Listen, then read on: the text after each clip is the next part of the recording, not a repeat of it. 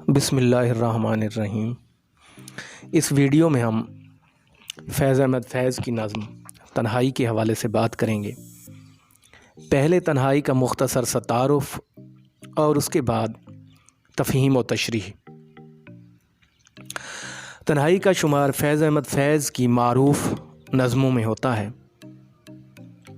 ये फैज़ के पहली शेरी मजमूए नक्श फरियादी का हिस्सा है।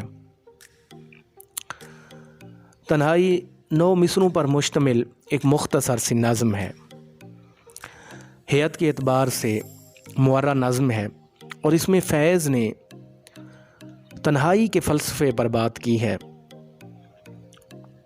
इंतज़ार की कैफ़ियत का नक्शा खींचा है और कहीं अपनी दाखिली कैफ़ियत को ख़ारजी चीज़ों की मदद से बयान करने की कोशिश की है। हम नज़्म की तफ़हीम व तशरीह की तरफ बढ़ते हैं। पहला शेर कि फिर कोई आया दिले ज़ार, नहीं कोई नहीं, राहरू होगा कहीं और चला जाएगा। दिले ज़ार गमज़दा दिल, मायूस दिल। राहरू मुसाफिर को कहते हैं। पहले मिसरे में फैज़ अपने दिल से मुकालमा कर रहे हैं।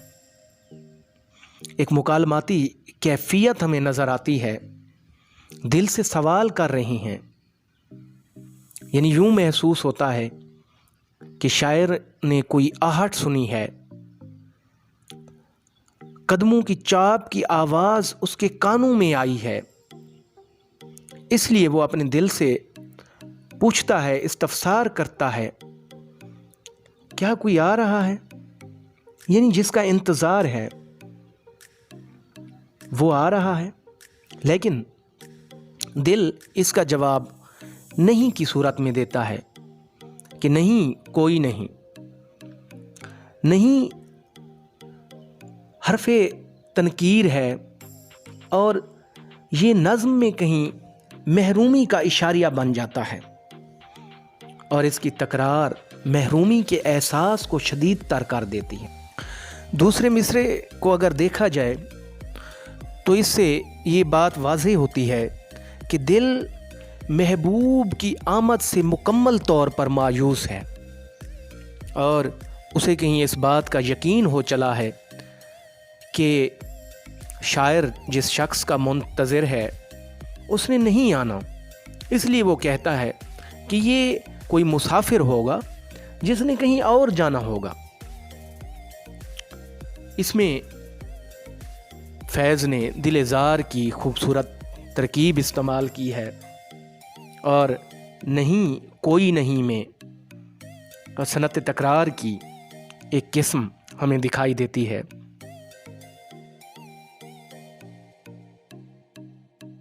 आगे बढ़ते हैं। दूसरा शेर कि ढल चुकी रात, बिखरने लगा तारों का गुबार, लड़खड़ाने लगे ऐवानों में खाबीदा चिराग। ढल चुकी रात यानी आधी रात गुजर चुकी है। तारों के गुबार का बिखरना से मुराद आसमान पर तारे मादूम होने लगे हैं, कम होने लगे हैं। लड़खड़ाना डगमगाना, ऐवान महल को कहते हैं। खाबीदा चराग सोए हुए चराग, यानी चराग जो एक मुसलसल एक ही कैफियत से जल रहे हैं वो भी लड़खड़ाने लगे हैं, मुराद बुझने के करीब हैं। इसमें फैज़ कहीं रात की मंजर कशी करते हुए ये बताते हैं कि सुबह होने को है और महबूब की आमद का कोई सुराग नहीं मिलता। अगर देखा जाए तो रात का दिल की अफसुर्दगी के साथ बड़ा गहरा ताल्लुक है। मीर का दिल तो शाम से बुझने लगता है। वो कह उठते हैं कि शाम ही से बुझा सा रहता है, दिल है गोया चिराग मुफलिस का। इसी तरह नासिर काज़मी का दिन भी दुनिया के धंधों में खोकर बसर हो जाता है, लेकिन जब दीवारों से धूप ढलती है तो महबूब की याद कहीं शिद्दत इख्तियार कर लेती है। यानी नासिर कहते हैं कि दिन भर तो मैं दुनिया के धंधों में खोया रहा, जब दीवारों से धूप ढली तुम याद आए।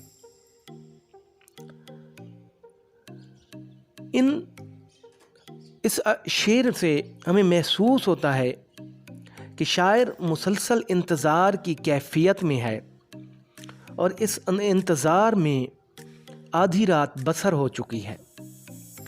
सितारे जो रात भर जगमगाते हैं, अब इनकी रोशनी मांद पड़ती जा रही है। इर्द गिर्द के मकानों में रात की तारीकी को दूर करने के लिए जो चिराग जलाए गए थे वो भी बुझने के करीब हैं। यानी सुबह होने को है और महबूब की आमद का कहीं से कोई सुराग तक नहीं मिलता। इस शेर में फैज़ ने अपनी दाखिली कैफियत को खारजी चीज़ों की मदद से बयान करने की कोशिश की है और गुजरते हुए वक्त के साथ कहीं फैज़ का इंतज़ार शिद्दत इख्तियार करता जा रहा है और दिल की अफसुर्दगी में मुसलसल इजाफा हो रहा है। उम्मीद मादूम होती हुई दिखाई देती है कि आधी रात से बाद का अमल शुरू हो गया है और आने वाले की आमद का कहीं कोई निशान तक नहीं मिलता। अगले शेर में भी फैज़ ने कहीं इसी सूरत हाल की अक्कासी की है कि सो गई रास्ता तक तक के हर रह गुजार, अजनबी खाक ने धुंधला दिए कदमों के सुराग। यानी इसमें फैज़ ने अपनी दिली कैफियत को खारजी चीज़ों पर भी तारी दिखाई दिया है कि सिर्फ महबूब का इंतज़ार शायर नहीं कर रहा, बल्कि रास्ता भी महबूब के इंतज़ार में है और वो भी मुसलसल इंतज़ार के बाद अब नाउमीद हो सो गया है और रास्ते पर मुसाफिरों की आमदो रफ्त ख़त्म हो गई है, बल्कि उनके कदमों के जो निशानात से उनको भी खाक ने मुबहम कर दिया है, धुंधला दिया है। यानी अब किसी की आमद का जो इंतज़ार है वो बेमानी हो चुका है और अब यहाँ से किसी का गुज़र नहीं होगा। नज़्म के आखिरी 3 मिसरों की तरफ बढ़ते हैं। फैज़ कहते हैं कि गुल करो शमे बढ़ा दो मायो मीनाओ आजाग। अगर इस मिसरे को देखा जाए, शमे गुल करना, शमा बुझा देना। मैं शराब को कहते हैं, मीना सुराही, आजाग सागर या प्याला जिसमें शराब पी जाती है। बढ़ा देना, ख़त्म कर देना, बंद कर देना। यानी फैज़ ने कहीं महबूब की आमद की खुशी में रोशनियों का एहतमाम किया था और ऐशो इशरत की सारी चीज़ें उसके पास मौजूद थीं या उन चीज़ों का भी इंतज़ाम किया। लेकिन जब महबूब की आमद की उम्मीद मादूम होने लगी तो शमा की रोशनी भी बेमानी हो गई और ऐशो इशरत की बाकी चीज़ें भी अपनी अहमियत खो चुकी हैं। اس لیے جب اسے اس بات کا یقین ہو چلا ہے کہ اب محبوب کی آمد کی کوئی امید نظر نہیں آتی تو وہ شموں کو گل کرنے اور عیش و عشرت کے باقی لوازمات کو محفل سے ہٹا دینے کا حکم دیتا ہے،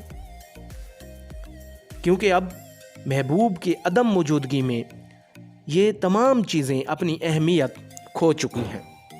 جب دل اداس اور ویران ہو تو پھر عیش و عشرت کی ساری چیزیں بے معنی دکھائی دیتی ہیں، یعنی بہر کے موسم کا انحصار انسان کے اندرونی موسم پر ہوتا ہے، اور دل اداس ہو تو یہ اداسی کائنات کی تمام چیزوں میں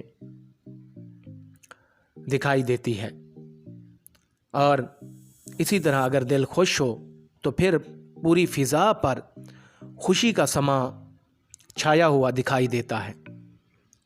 ناصر نے اس کیفیت کو اپنے ایک شعر میں بڑے خوبصورت انداز میں بیان کیا ہے کہ دل تو میرا اداس ہے ناصر، شہر کیوں سائیں سائیں کرتا ہے۔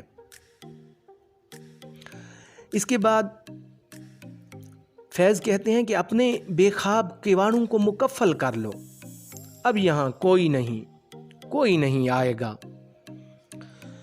بے خواب کیواڑوں سے مراد کہیں شاعر کی آنکھیں ہیں جو مسلسل محبوب کی آمد کی منتظر ہیں اور اپنی نظروں کو محبوب کے راستے پر بچھائے ہوئے ہیں، لیکن جب شاعر کو اس بات کا یقین ہو چلا ہے کہ اب محبوب نہیں آنے والا تو وہ اپنی آنکھوں کو مکفل کرنے کا ارادہ کر لیتا ہے اور ہم کلامی کی کیفیت اختیار کرتے ہوئے گویا خود سے مخاطب ہے اور آنکھوں کو مکفل کرنے اور محبوب کی آمد سے مکمل طور پر نا امید ہو کر رہ جانے کا اعلان کرتا ہے۔ اور آخری مصرع کہیں شاعر کے ان ارادوں پر ایک مہر ثبت کرتا ہے کہ اب یہاں کوئی نہیں آئے گا، یعنی اب انتظار کے لمحات مکمل ہو گئے ہیں اور شاعر بالکل مایوس ہو کر محبوب کے انتظار سے دست بردار ہو چکا ہے۔ اس کے ساتھ ہی اس نظم کا اختتام ہوتا ہے۔ سلامت رہیں، اللہ حافظ۔